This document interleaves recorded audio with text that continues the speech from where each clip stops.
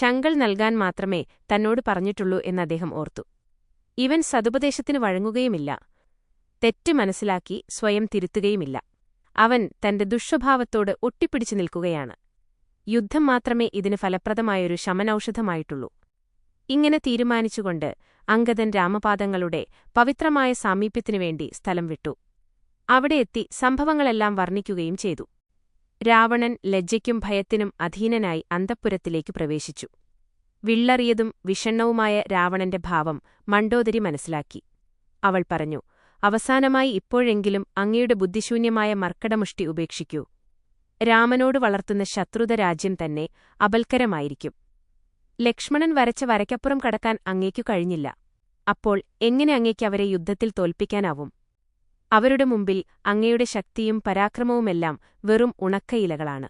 അവർ അയച്ച ദൂതന്മാരെ കീഴടക്കാൻ പോലും അങ്ങയുടെ അനുയായികൾക്ക് കഴിഞ്ഞില്ല. അങ്ങനെയിരിക്കെ കോടിക്കണക്കിനുള്ള വാനരന്മാരുമായി അവർ ഈ രാജ്യം ആക്രമിക്കുമ്പോൾ അങ്ങേക്ക് അവരെ കീഴടക്കാൻ എങ്ങനെയാണ് സാധിക്കുക? അംഗദന്റെ കാലടികൾ ഒരു രോമത്തിനിടപോലും നീക്കുവാൻ അങ്ങേക്ക് കഴിഞ്ഞില്ല. എന്നിട്ടും അത്തരം കോടിക്കണക്ക് വാനരന്മാരെ പിടിച്ചുകെട്ടാമെന്ന് പ്രതീക്ഷിക്കുന്നു. ഇതുവരെ ഇത്രയും അനുഭവങ്ങളെല്ലാം ഉണ്ടായിട്ടും ഇനിയും പഴയ തീരുമാനത്തന്നെ മുറുകെ പിടിക്കുന്നത് കാണുമ്പോൾ വേദന തോന്നുന്നു. നമ്മുടെ പുത്രൻ കൊല്ലപ്പെട്ടു. ലങ്കാനഗരി ഒരുപിടി ചാരമാക്കി. അങ്ങയുടെ ക്രീഡാവനങ്ങളിലെ വൃക്ഷലതാദികളെല്ലാം വേരോടെ പിഴുതെടുത്തെറിഞ്ഞ് താറുമാറാക്കി. എണ്ണമറ്റ രാക്ഷസന്മാരെ പന്തുകൾ കണക്കെ പൊക്കിയെറിഞ്ഞു. അവർ നിലത്തടിച്ചു വീണ് ചത്തു. ആ സമയത്തെല്ലാം അങ്ങയുടെ പരാക്രമവും വൈദഗ്ധ്യങ്ങളും ഉറക്കത്തിൽ ലയിച്ചിരിക്കുകയായിരുന്നോ? വാക്കുകളും കൊണ്ടൊന്നും ഈ വാനരന്മാരെ കീഴടക്കാൻ സാധിക്കുകയില്ല സ്വാമി. മണ്ഡോദരി തുടർന്നു. ഈ വാക്കുകൾ പറഞ്ഞതിന് എന്നോട് ക്ഷമിക്കൂ. രാമനെ വെറും മനുഷ്യനായി ഗണിച്ചപ്പോൾ അങ്ങയ്ക്കു വലിയ തെറ്റുപറ്റി. അവിടുന്ന് പ്രപഞ്ചത്തിന്റെ അധിപനാണ്, വീരനുമാണ്. അദ്ദേഹത്തിന്റെ പരാക്രമത്തിന്റെയും ശക്തിയുടെയും പ്രവർത്തനപരിധി അങ്ങേക്കറിയാമല്ലോ, ഇല്ലേ? അംഗദൻ വിവരിച്ച വസ്തുതകൾ ശാന്തമായി മനസ്സിൽ സ്മരിക്കുക. ഓർക്കൂ, സ്വന്തം ശക്തിയും വൈദഗ്ധ്യവും പ്രദർശിപ്പിക്കുവാനായി അങ്ങ് ജനകരാജാവിന്റെ ആസ്ഥാന മണ്ഡപത്തിൽ മറ്റനേകം രാജാക്കന്മാരോടൊപ്പം ആസനസ്ഥനായിരിക്കുകയായിരുന്നു. പക്ഷേ ആ ശൈവജാപം അല്പമെങ്കിലും പൊക്കുവാൻ അങ്ങേക്ക് കഴിഞ്ഞില്ല. എന്നാൽ രാമചന്ദ്രൻ കേവലം വിനോദം എന്ന നിലയിൽ അതുയർത്തി രണ്ടായി ഖണ്ഡിച്ചു. ഈ ശക്തിപ്രകടനം അങ്ങ് സ്വന്തം കണ്ണുകൊണ്ട് കണ്ടതാണ്, അല്ലേ? എന്നിട്ടും അങ്ങയുടെ വിഡ്ഢിത്തം നിറഞ്ഞ മർക്കടമുഷ്ടി വിടുന്നില്ലെങ്കിൽ അങ്ങയുടെ നാശം ആസന്നമായിരിക്കുന്നു എന്നതിന്റെ സൂചനയാണ്. സ്വന്തം സഹോദരിയുടെ മൂക്കും കാതും അരിഞ്ഞെറിഞ്ഞപ്പോൾ അങ്ങേക്കിതുകൊണ്ട് എന്തു ചെയ്യാൻ കഴിഞ്ഞു? ഈ അനുഭവങ്ങൾക്കെല്ലാം ശേഷവും അങ്ങയുടെ ശക്തിയെയും അങ്ങയുടെ വീര്യത്തെയും പറ്റി പ്രഖ്യാപിക്കുകയും വീമ്പുളയ്ക്കുകയും ചെയ്യുന്നതിന് അങ്ങേക്ക് നാണമില്ലേ? രാമൻ ഏകബാണം കൊണ്ട് ബാലിയെ കൊന്നു. ബാലി സാധാരണ ശത്രുവായിരുന്നോ? അങ്ങനെയുള്ള രാമൻ വാനരസൈന്യങ്ങളുമായി ഇപ്പോൾ വന്ന് സുബേലാചലത്തിൽ താവളമടിച്ചിരിക്കുകയാണ്. നീതിയുടെയും ധർമ്മത്തിന്റെയും മൂർത്തിമദ്ഭാവമാണ് രാമൻ. അല്ലാതിരുന്നുവെങ്കിൽ അദ്ദേഹം ഇപ്പോൾ ചെയ്തതുപോലെ അങ്ങേക്കും സജീവൻ രക്ഷിക്കാനുള്ള വഴിയുപദേശിക്കാൻ ദൂതനെ അയക്കേണ്ടിയിരുന്നുവോ? ഈ ദൂതൻ വന്ന് അങ്ങയുടെ മനസ്സ് രാമനിലേക്ക് തിരിക്കാൻ ശ്രമിച്ചില്ലേ? പക്ഷേ അങ്ങ് ദുരഭിമാനബോധം ഉപേക്ഷിക്കുകയില്ല. രാമന്റെ ധാർമ്മികബോധം അങ്ങ് വിലയിരുത്തുകയില്ല. ആ ദൂതനെ അയച്ച ആ പരമപുണ്യാത്മാവിനെ ഉത്തേജിപ്പിക്കുന്ന സദ്ഗുണങ്ങൾ അങ്ങേക്ക് മനസ്സിലാക്കാൻ കഴിയുകയില്ല. അങ്ങനെ തന്റെ സ്വന്തം അധപ്പതനം അങ്ങ് വരുത്തിവെക്കുകയാണ്. ദൂതനായി കടന്നുവന്ന അംഗദനെ എടുത്തൊറിയുന്നതിൽ അങ്ങേക്ക് എന്തു ചെയ്യാൻ കഴിഞ്ഞു? എന്നാൽ ഈ വാനരനേക്കാൾ കൂടുതൽ ബലവാന്മാരും നാശകാരികളുമായ ആയിരക്കണക്കിലല്ല ലക്ഷക്കണക്കിൽ വാനരന്മാർ അവരുടെ താവളത്തിലുണ്ട്. എന്റെ വാക്ക് ശ്രദ്ധിക്കൂ. പൈശാചികമായ വികാരം പരിത്യജിക്കൂ. പോയി രാമൻ കീഴടങ്ങൂ. കഴിഞ്ഞകാല സംഭവങ്ങളെ അനുസ്മരിപ്പിക്കുന്ന ഈ ഉപദേശവാക്കുകൾ അദ്ദേഹത്തിന്റെ ഹൃദയത്തിൽ നിശിതങ്ങളായ അസ്ത്രങ്ങളെപ്പോലെ തറച്ചു. അടുത്ത ദിവസം പ്രഭാതമായി. ദുരഭിമാനത്തിന്റെ മൂർത്തിമദ്ഭാവമെന്ന നിലയിൽ രാവണൻ സഭാതലത്തിൽ പ്രവേശിച്ചു സിംഹാസനത്തിൽ ഉപവിഷ്ടനായി. അംഗദന്റെയും മണ്ഡോദരിയുടെയും വാക്കുകൾ രാവണന്റെ തലയിൽ അതിവേഗത്തിലും ക്രോധത്തോടുകൂടിയും തിരിഞ്ഞുകൊണ്ടിരുന്നു. ആസൂത്രണങ്ങൾ, ഭയങ്ങൾ, പദ്ധതികൾ, ആരോപണങ്ങൾ എന്നിവ അദ്ദേഹത്തിന്റെ ഉള്ളിൽ ആകാശവും ഭൂമിയും ഭ്രമണം ചെയ്യുന്നതുപോലെ ചുറ്റിത്തിരിഞ്ഞുകൊണ്ടിരുന്നു. പക്ഷേ അവയിലൊന്നും തന്നെ ശരിയായിരുന്നില്ല. കാരണം രാക്ഷസവംശത്തിന്റെ വിനാശം അടുത്തുവരികയായിരുന്നു. രാവണൻ വിദ്യുജിഹ്വൻ എന്ന രാക്ഷസനെ വിളിച്ചു പറഞ്ഞു, നിന്റെ ജാലവിദ്യാ വൈദഗ്ധ്യം ഉപയോഗിച്ച് രാമന്റെ ശിരസും വില്ലും അമ്പുകളും എന്റെ മുമ്പാകെ കൊണ്ടുവരിക. അവ കണ്ടാൽ ശരിയാണെന്ന് സീത വിശ്വസിക്കണം. അവൾ അതു കണ്ടാൽ ദുഃഖനിമഗ്നയാവണം. വിദ്യുജിഹ്വൻ അപ്പോൾ തന്നെ സ്ഥാനത്തുനിന്ന് എഴുന്നേറ്റ് പുറത്തുപോയി. അവൻ രാമന്റെ ചാപബാണങ്ങളുടെയും ശിരസിന്റെയും ശരിക്കുള്ള പകർപ്പുണ്ടാക്കിക്കൊണ്ടുവന്നു. അവയുടെ നിർമ്മിതിയിൽ കണ്ട രൂപസാദൃശ്യം രാവണനെ സന്തുഷ്ടനാക്കി. അവയുമെടുത്ത് രാവണൻ തന്നെ സീതയെ തടവിൽ വെച്ചിരുന്ന അശോകവനത്തിലേക്ക് പോയി. അവ ദേവിയുടെ മുമ്പിൽ പിടിച്ചുകൊണ്ട് രാവണൻ പറഞ്ഞു, സീതേ, നോക്കൂ, നീ അഹോരാത്രം സ്തുതിക്കുകയും ആശിച്ചു പരിതപിക്കുകയും ചെയ്യുന്ന ആ മനുഷ്യന്റെ തലയും ചാപബാണങ്ങളും ഞാൻ വാനരവംശത്തെ സമൂലം നശിപ്പിച്ചിരിക്കുന്നു. ഇതെല്ലാം ശരിയായി സംഭവിച്ചതാണെന്ന് നിന്നെ ബോധ്യപ്പെടുത്താൻ വേണ്ടിയാണ് ഈ ശിരസ്സും വില്ലും അമ്പുകളും നിന്റെ മുമ്പിൽ കൊണ്ടുവന്നിട്ടുള്ളത്. രാവണൻ അവ സീതയുടെ മുമ്പിൽ വെച്ചു. ഒരു നിമിഷത്തേക്ക് സീത വ്യസനാക്രാന്തയായി. പക്ഷേ രാമന്റെ ശിരസിൽ തൊടാൻ 14 ലോകങ്ങളിലും ഒരാളുമില്ലെന്ന് സ്വയം സ്മരിച്ച് ഇതുതന്നെ ഭയവശാക്കുവാനുള്ള നൂതനമായ സൂത്രമാണെന്ന് ദേവി മനസ്സിലാക്കി. അവർ ആ ഭീഷണികളെ തള്ളിമാറ്റി. രാവണ, തീർച്ചയായും നിന്റെ നാശകാലം ആസന്നമായി. അല്ലെങ്കിൽ ഇത്തരം ഗർഹണീയമായ ചിന്തകൾ നിന്നിലുണ്ടാകുമായിരുന്നില്ല. നിനക്ക് രാമനെ സമീപിക്കാൻ തന്നെ ധൈര്യമില്ല. അപ്പോൾ നിനക്കെങ്ങനെ അദ്ദേഹത്തെ വധിക്കാമെന്ന് പ്രതീക്ഷിക്കാൻ പോലും കഴിയും? സ്വപ്നത്തിൽ പോലും നിനക്ക് ആ ആഗ്രഹം സാക്ഷാത്കരിക്കാൻ സാധ്യമല്ല. ഇതൊരു വൃത്തികെട്ട ജാലവിദ്യ മാത്രമാണ്. ഇതുകൊണ്ടൊന്നും എന്നെ വഞ്ചിക്കാനാവില്ല. ഇതിനിടയിൽ 4 ഭാഗത്തുനിന്നും ജയ ജയരാമ, ജയരാമപ്രഭു എന്ന ഉദ്ഘോഷണം കേട്ടുതുടങ്ങി. എല്ലാ ഭാഗത്തുനിന്നും വാനരന്മാർ നഗരത്തിൽ കടന്നുകഴിഞ്ഞിരുന്നു. രാവണൻ തന്റെ രാജധാനിയിലേക്ക് ക്ഷണം പോയി. വിഭീഷണന്റെ ഭാര്യ സരമെന്ന സദ്വൃത്ത അപ്പോൾ സീതയുടെ സമീപം വന്നു. അവരെ ആശ്വസിപ്പിക്കുകയും സന്തോഷിപ്പിക്കുകയും ചെയ്തു. അവൾ പറഞ്ഞു, മാതാവേ, രാവണൻ സൂത്രശാലിയും അദ്ദേഹം ചെയ്യുന്നതെല്ലാം ജാലവിദ്യയുമാണ്. ഒരാൾക്കും രാമനെ ഉപദ്രവിക്കുവാൻ ധൈര്യമുണ്ടാവുകയില്ല. ഇപ്പോൾ തന്നെ അദ്ദേഹം വാനരസേനയോടുകൂടി ലങ്കാനഗരത്തിൽ കടന്നിട്ടുണ്ട്. വാനരന്മാരുടെ ആർപ്പുവിളികൊണ്ട് ലങ്ക ഛിന്നഭിന്നമാവുകയാണ്. ഉപരോധം. ലങ്കയിൽ സംഭവിച്ചതും ശത്രുവിന്റെ സ്ഥിതിയും ജാഗരൂകതയുമെല്ലാം അംഗദനിൽ നിന്നും കേട്ടപ്പോൾ രാമൻ പ്രധാന നായകന്മാരെയെല്ലാം വിളിച്ചുവരുത്തി. നഗരത്തിന്റെ 4 ഗോപുരവാതിലിലും ഏറ്റവും ഫലപ്രദമായി എങ്ങനെയാണ് ആക്രമണം നടത്തേണ്ടതെന്ന് തീരുമാനിക്കാനായി അവരെ ചുമതലപ്പെടുത്തി. വാനരരാജാവായ സുഗ്രീവനും ഋക്ഷന്മാരുടെ രാജാവായ ജാംബവാനും രാക്ഷസന്മാരുടെ രാജാവായ വിഭീഷണനും തമ്മിൽ ആലോചിച്ചു. തങ്ങളുടെ സൈന്യത്തെ സൈന്യനായകന്മാരുടെയും മാർഗദർശികളുടെയും കീഴിൽ 4 ഭാഗമാക്കാൻ തീരുമാനിച്ചു. അനന്തരം അവർ രാമപാദങ്ങളിൽ നമസ്കരിച്ചു. അവിടുത്തെ അനുഗ്രഹത്താൽ ആവേശഭരിതനായി ആക്രമണത്തിനുള്ള കൽപ്പന കൊടുത്തു. രാമനെ ഹൃദയസ്ഥിതനാക്കി വലിയ ഉരുളൻ പാറക്കല്ലുകളും പിഴുതെടുത്ത കൂറ്റൻ മരങ്ങളും ആയുധങ്ങളാക്കി വാനരന്മാർ ഭയാനകമായി മുന്നേറി. അപ്രവേശ്യമാണ് ലങ്കയെന്ന് പ്രസിദ്ധമായിരുന്നു. എന്നാൽ രാമന്റെ അനുഗ്രഹത്താൽ അവർക്ക് ലങ്കയെ ഭേദിക്കാൻ കിഴക്കേ കോട്ടവാതിൽ ആക്രമിച്ചത് നളന്റെ കീഴിലുള്ള സൈന്യമായിരുന്നു. അംഗദന്റെ നായകത്വത്തിലുള്ള ലക്ഷക്കണക്കിലുള്ള വാനരന്മാരാണ് ദക്ഷിണഗോപുരവാതിൽ ആക്രമിക്കപ്പെട്ടു. പശ്ചിമവാതിൽ ഹനുമാൻ കാത്തു. ഉത്തരവാതിൽ രാവണൻ തന്നെ നേതൃത്വം കൊടുത്തു. വാനരസേനയ്ക്ക് പെരുമ്പറയോ കാഹളമോ ഒന്നുമുണ്ടായിരുന്നില്ല. എന്നാൽ ഭക്തിയോടുകൂടി പുറപ്പെട്ട് രാമ രാമ ശബ്ദം എല്ലാ കുന്നുകളിൽ നിന്നും ഒരൊറ്റ ആഹ്വാനമായി ഉയർന്ന് ആകാശത്തിൽ നിന്നും പ്രതിധ്വനിച്ചു. ലങ്കാനഗരമാകെ പരിഭ്രാന്തിയിലുമായി. ന്യായാനുസൃത ദുരഭിമാനം കൊണ്ട് അന്ധനായി കഴിഞ്ഞിരുന്നു രാവണൻ. ബുദ്ധിശൂന്യരായ വാനരരെ പരാജയപ്പെടുത്താമെന്ന പ്രതീക്ഷയിൽ അദ്ദേഹം അതിയായി ആഹ്ലാദം കൊണ്ടു. തന്റെ വിജയദിനം പുലർന്നിരിക്കുന്നുവെന്ന ചിന്തയിൽ അദ്ദേഹം മതിമറന്ന് ആനന്ദിച്ചു. മേരുപർവ്വതത്തിന്റെ ശിലാരംഗങ്ങളിലെന്ന പോലെ രാക്ഷസന്മാർ കോട്ടമതിലിലും ചെറുഗോപുരങ്ങളിലും കൊത്തളങ്ങളിലും സ്ഥാനമുറപ്പിച്ചു. അവർ പെരുമ്പറ മുഴക്കുകയും കാഹളം വിളിക്കുകയും ചെയ്തുകൊണ്ടിരുന്നു. ജയ ജയരാവണ എന്ന ആക്രോശങ്ങൾ, ജയ ജയരാമ എന്ന ദൃഢവിശ്വാസം ഉൾക്കൊള്ളുന്ന ജയവിളികളുമായി ഏറ്റുമുട്ടി. കോട്ടമതിലിൽ ആക്രമിച്ചുകയറാൻ ശ്രമം നടത്തുന്ന വാനരന്മാരുടെ മേൽ രാക്ഷസന്മാരെറിഞ്ഞ പാറക്കല്ലുകൾ തങ്ങളുടെ ദേഹത്തും കൊള്ളും മുൻപ് ചാടിപ്പിടിച്ചു. വാനരന്മാർ അവ തിരിച്ചെറിഞ്ഞ് രാക്ഷസന്മാരെ വീഴ്ത്തി. യുദ്ധം പുരോഗമിച്ചു തുടങ്ങിയതോടെ വാനരന്മാരുടെ മുന്നേറ്റത്തിന് വേഗം കൂടി. എവിടെയായാലും എപ്പോഴായാലും കയ്യിൽ കിട്ടിയ രാക്ഷസന്മാരെയെല്ലാം വാനരന്മാർ വകവരുത്തി. കൂറ്റൻ കൊടുങ്കാറ്റ് നാനാഭാഗങ്ങളിലേക്കും മേഘങ്ങളെ പിന്തിരിപ്പിക്കും പോലെ ശക്തിയായി മുന്നേറിക്കൊണ്ടിരുന്ന വാനരന്മാരുടെ ആക്രമണം രാക്ഷസന്മാരെ വിറകൊള്ളിച്ചു. അവർ അതിദൂരങ്ങളിലേക്ക് പലായനം ചെയ്യാനും തുടങ്ങി. സ്ത്രീകൾ, വൃദ്ധന്മാർ, കുട്ടികൾ എന്നിവർ തങ്ങൾക്ക് വരാനിരിക്കുന്ന ആപത്തുകൾക്ക് രാവണനെ കുറ്റപ്പെടുത്താൻ തുടങ്ങി. ചില രാക്ഷസന്മാർ സകുടുംബം നിശ്ചിതമായ മരണത്തിൽ നിന്നും രക്ഷപ്പെടാനായി രാജ്യം വിട്ടുപോയി.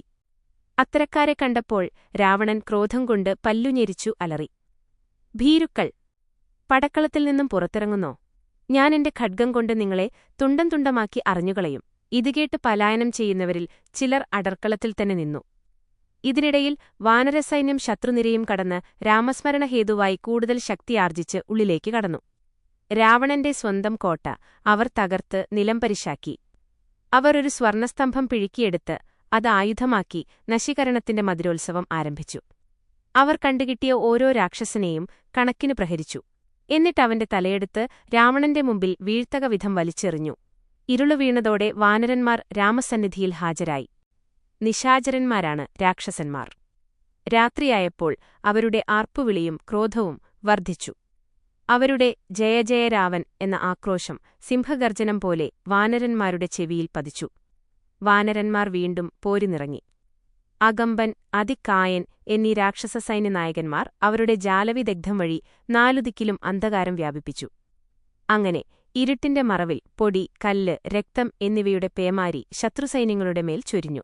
വാനരന്മാർക്ക് ശത്രുവിനെയും മിത്രത്തെയും തിരിച്ചറിയാൻ കഴിഞ്ഞില്ല. അവർ യുദ്ധം ചെയ്യാൻ ശക്തി ചൂനിന്നു. ശത്രുക്കളുമായി പൊരുതുന്നതിന് ശക്തിയും ധൈര്യവും ഉണ്ടാവാൻ വേണ്ടി അവർ രാമ രാമ എന്ന് ഉറക്കെ വിളിച്ചു. അവരുടെ വിളി രാമൻ കേട്ടു. അദ്ദേഹം അംഗദനെയും ഹനുമാനെയും വിളിച്ച് രാക്ഷസന്മാരുടെ ജാലവിദ്യാകൗശലം പ്രക്ഷുബ്ധാവസ്ഥയുണ്ടാക്കിയിട്ടുണ്ടെന്ന് പറഞ്ഞു. ശത്രുക്കളുടെ ഈ നാണംകെട്ട തന്ത്രങ്ങളുടെ നേരെ അവരുടെ കോപം ആളിക്കെത്തി. പക്ഷേ രാമൻ ശാന്തനായി ആവനാഴിയിൽ നിന്നും ആഗ്നേയാസ്ത്രം വലിച്ചെടുത്ത് രാക്ഷസരുണ്ടാക്കിയ ഇരുട്ടിലേക്ക് പ്രയോഗിച്ചു. ആ അസ്ത്രത്തിന്റെ പ്രഭാവം അവിടം മുഴുവനും പ്രകാശപൂർണമാക്കി. വാനരന്മാരും ലക്ഷ്മണനും ഇരട്ടി ചൈതന്യത്തോടും ഉത്സാഹത്തോടും കൂടി ശത്രുക്കളെ ആക്രമിക്കുന്നതിനും നശിപ്പിക്കുന്നതിനും തുടങ്ങി. അംഗദന്റെയും ഹനുമാന്റെയും വിജയഗർജനം കേട്ട് രാക്ഷസർ ഓട്ടി. പക്ഷെ അവർക്ക് രക്ഷപ്പെടാൻ കഴിഞ്ഞില്ല. വാനരന്മാരവരെ കടന്നുപിടിച്ച് വളരെ ദൂരെ കടലിലേക്ക് വലിച്ചെറിഞ്ഞു. രാത്രി വൈകിയപ്പോൾ രാക്ഷസന്മാർ അവരുടെ താവളങ്ങളിലേക്ക് മടങ്ങി. യുദ്ധം തുടരാൻ അവർക്ക് ശേഷിയില്ലായിരുന്നു. വാനരന്മാർ രാമന്റെ സന്നിധിയിലേക്ക് വന്നു. അവരുടെ മേൽ രാമന്റെ ദൃഷ്ടികൾ പതിഞ്ഞതോടെ എല്ലാ ക്ഷീണവും മാറി പുതിയ ഉണർവും ശക്തിയും അവരിൽ വർദ്ധിച്ചു. ഇതിനിടയിൽ രാവണൻ മന്ത്രിമാരെ വരുത്തി. തിരക്കിട്ട ആലോചന തുടങ്ങി. ഇന്ന് ആയിരക്കണക്കിന് രാക്ഷസരെ വാനരന്മാർ വധിച്ചു. അവരെ പരാജയപ്പെടുത്താനുള്ള തന്ത്രം നമുക്കിപ്പോൾ ആസൂത്രണം ചെയ്യേണ്ടതായിട്ടുണ്ട്. രാവണന്റെ പിതാവിനെ സേവിച്ചിരുന്ന രാവണന്റെ പിതാമഹനുമായിരുന്ന വൃദ്ധമന്ത്രി മാല്യവാൻ രാവണന്റെ നന്മയ്ക്കും ഈശ്വരവിശ്വാസം വർദ്ധിപ്പിക്കുന്നതിനുവേണ്ടി നീതിയുക്തവും ധാർമ്മികവുമായ പല മാർഗ്ഗങ്ങളും ഉപദേശിച്ചു. രാവണ, അദ്ദേഹം വളരെ പ്രിയങ്കരമായി തുടങ്ങി, ശാന്തമായി എന്റെ വാക്കുകൾ ശ്രദ്ധിക്കൂ. നീ സീതയെ ഇവിടെ കൊണ്ടുവന്നതു മുതൽ ദുഷ്യഗുണങ്ങൾ ധാരാളമായി കണ്ടുവരുന്നു. അവ വിസ്തൃതമാണ്. അതിനെ വേദങ്ങളും മതിയാവണ്ണം പുകഴ്ത്തിയിട്ടുണ്ട്. പുരുഷോത്തമനായ രാമന്റെ പ്രഭാവം അമേയമാണ്. ഈ വിരാട് പുരുഷനെ എതിർത്തതുകൊണ്ട് നിനക്ക് ഒരു നന്മയും നേടാനാവുകയില്ല. ഒരു കാരുണ്യവും ലഭിക്കുകയുമില്ല. ഇതിനെപ്പറ്റി ശാന്തമായി ചിന്തിച്ചു നോക്കുന്നത് നന്നായിരിക്കും. ഹിരണ്യകശിപുവിനെയും ഹിരണ്യാക്ഷനെയും കൊന്ന ആൾ രാമനാണ്. എല്ലാ നന്മകളുടെയും ഇരിപ്പിടവുമാണ് അവിടുന്ന്. രാമന്റെ നേരെ വിദ്വേഷം പുലർത്തരുത്. അല്ലയോ ചക്രവർത്തി, ലങ്കയെ രക്ഷിക്കൂ. ഞാൻ അപേക്ഷിക്കുന്നു. സീതയെ രാമന് സമർപ്പിക്കൂ. ഒട്ടും താമസിക്കരുത്. കഴിയുന്നത്ര വേഗം കീഴടങ്ങുന്നതാണ് നിന്റെ രക്ഷ. ഇതു പറഞ്ഞ് മാല്യവാൻ തലകുനിച്ച് രാജാവിനോടുള്ള ഉപചാരം പ്രകടിപ്പിച്ചു. ഈ വാക്കുകൾ രാവണനെ അസ്വസ്ഥനാക്കി. അദ്ദേഹം ക്രോധാവിഷ്ടനായി പെട്ടെന്ന് പറഞ്ഞു, നിങ്ങൾ മരണവക്ത്രത്തിലേക്ക് പ്രവേശിക്കാൻ ദൃഢനിശ്ചയം ചെയ്തതുപോലെ തോന്നുന്നുവല്ലോ. നിങ്ങളോട് ക്ഷമിക്കണമെന്ന് നിങ്ങളുടെ വാർദ്ധക്യം എന്നോട് അപേക്ഷിക്കുകയാണ്. അല്ലാതിരുന്നെങ്കിൽ ഞാൻ നിങ്ങളെ തുണ്ടുതുണ്ടായി വെട്ടിനുറുക്കുമായിരുന്നു. സൂക്ഷിച്ചോളൂ. എഴുന്നേറ്റ് മറഞ്ഞുപോകൂ. ക്രൂദ്ധസർപ്പത്തെപ്പോലെ രാവണൻ ചീറി. മാല്യവാന് സങ്കടം തോന്നി. രാവണന്റെ അന്ത്യം അടുത്തിരിക്കുന്നു. യാനൊന്ന് അദ്ദേഹം ഭയപ്പെട്ടു. രാവണനെ അധപ്പതിപ്പിക്കാനുള്ള ദുർവിധി അവന്റെ ജീവിതം അവസാനിപ്പിക്കണമെന്ന് തീരുമാനിച്ചു കഴിഞ്ഞു. അതേക്കുറിച്ച് അവൻ ഉള്ളിൽ ചിരിച്ചു. തന്നെയും തന്റെ സാമ്രാജ്യത്തെയും രക്ഷിക്കാനുള്ള എല്ലാ ഉപദേശങ്ങളെയും തള്ളുന്നു. അവൻ അപകടകരമായ ന്യായവാദത്തിനും ബുദ്ധിശൂന്യമായ പ്രതികരണങ്ങൾക്കും ഒരുങ്ങുകയാണെന്ന് അദ്ദേഹം അവസാനമായി തീർച്ചയാക്കി. ആ ഘട്ടത്തിൽ മേഘനാഥൻ എഴുന്നേറ്റു പറഞ്ഞു, പിതാവേ, മടിക്കേണ്ട. നാളെ പ്രഭാതസമയത്ത് എന്റെ യുദ്ധവൈദഗ്ധ്യം അങ്ങേക്ക് ദർശിക്കാനാവും. ഞാൻ വാക്കുകളിൽ പ്രകാശിപ്പിക്കുന്നതിനേക്കാൾ പ്രവൃത്തിയിൽ അത് പ്രദർശിപ്പിക്കുന്നതായിരിക്കും. മേഘനാഥന്റെ ഈ ഉറപ്പ് രാവണന്റെ ക്രോധത്തെ ലഘൂകരിച്ചു. അല്പമൊക്കെ ആശ്വസിക്കുകയും ചെയ്തു. അദ്ദേഹം സന്തുഷ്ടനായി കൂടുതൽ ധൈര്യവും പ്രതീക്ഷയും ഉണ്ടാവുകയും ചെയ്തു. അദ്ദേഹം പുത്രനെ അടുത്തു വിളിച്ച് വാത്സല്യത്തോടെ തലോടി. അവന്റെ ശിരസിൽ തട്ടി എല്ലാവരുടെയും മുമ്പാകെ അവന്റെ ധൈര്യത്തെയും വീരോചിതമായ ഹൃദയത്തെയും പുകഴ്ത്തി. ഏതാണ്ട് അർദ്ധരാത്രിയോടെ സഭ പിരിഞ്ഞു.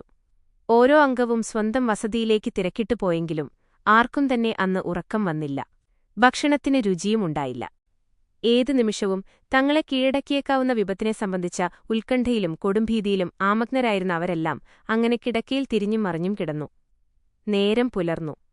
വാനരന്മാരും ലക്ഷ്മണനും എല്ലാ ഭാഗത്തുനിന്നും ലങ്കയെ ആക്രമിച്ചു. കുഴപ്പങ്ങളും പരിഭ്രാന്തിയും തലപൊക്കി. അവരുടെ ഗർജനങ്ങൾ ആകാശത്തിൽ മാറ്റുലിക്കൊണ്ടു. മറ്റൊരു മാർഗമില്ലാത്തതുകൊണ്ട് രാക്ഷസഭടന്മാർക്ക് ആയുധമെടുത്തു അവരെ എതിർക്കേണ്ടിവന്നു. മതിലുകൾ മേൽനിന്നും നഗരത്തിലേക്കുണ്ടായ പാറക്കല്ലുകളുടെയും ഖണ്ഡങ്ങളുടെയും വർഷം, അസ്ത്രങ്ങളും മറ്റു യുദ്ധങ്ങളും ഉപയോഗിച്ചുകൊണ്ട് രാക്ഷസഭടന്മാർ തടുത്തു യുദ്ധം ചെയ്തു.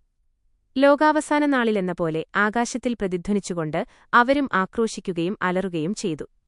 എന്നാൽ വാനരന്മാരെറിഞ്ഞ വലിയ കൊടുമുടികളും ശിലാഖണ്ഡങ്ങളുമേറ്റ് രാക്ഷസക്കൂട്ടങ്ങൾ അരഞ്ഞ് നിശ്ചേതനമായ പിണ്ഡങ്ങളായി മാറി.